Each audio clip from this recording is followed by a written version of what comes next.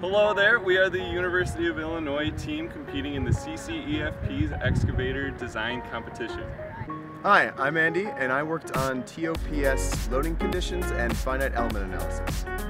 Hi, I'm Naomi and I worked on noise and vibration reduction and finite element analysis. Hi, I'm Sharon and I worked on design, topology optimization, and 3D modeling.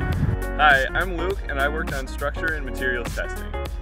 Hi, I'm Kevin and I worked on safety and material testing. Our goal for this project was to create an excavator cab using additive manufacturing. Previously, linear beam elements have really restricted the shape of cabs, but we really wanted to use a different curving feature in our design. We're so excited to show you the progress that we've made over the last couple of months.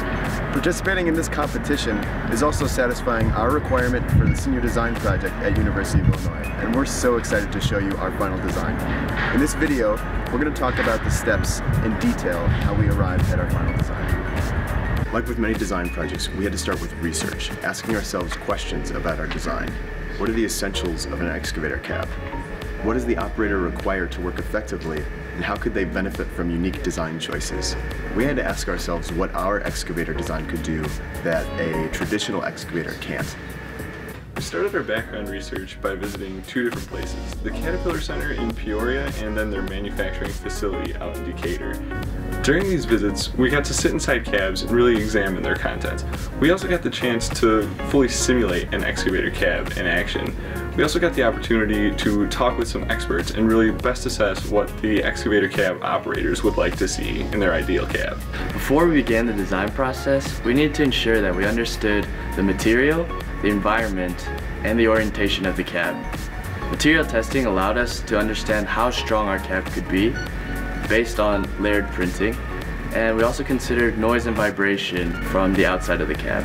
Current excavator cabs use paneling on the floor, walls, and ceiling to help damp noise in the excavator cab. Because our design is additive manufactured, what we did is we incorporated these air gaps throughout the design, especially in the base of the cab, to help reduce the noise in the cabin. After research, we did some initial ideation using some external inspirations.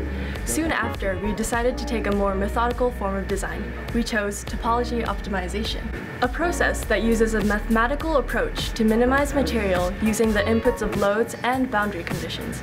Programs like TopOpt and ParetoWorks helped us in this. And then their results were recreated and reimagined in Fusion 360.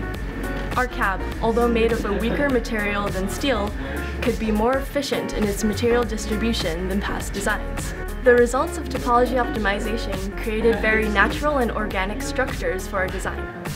We learned two important things from it: the areas that needed material the most, and that we could afford a lot more material removal than we expected initially. This led to the conclusion that it was important to incorporate both of our approaches of ideation and optimization. This helped our solution evolve into one that provided a better balance of not only structural integrity and visibility, but also aesthetics and our own unique design sense. After a semester of research, testing, and design, we could then easily integrate our controls into our final CAD model. This excavator cab had high structural integrity and also looked fantastic. We could then print this at this 1/16 scale, which finally led to the CAD rendering.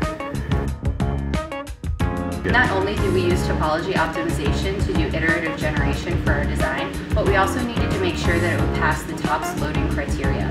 In order to do this, we tested the cab periodically throughout the design process to make sure that it would absorb enough energy without deflecting and hitting the operator in the event of an accident. We're so glad that we had the opportunity to participate in this competition.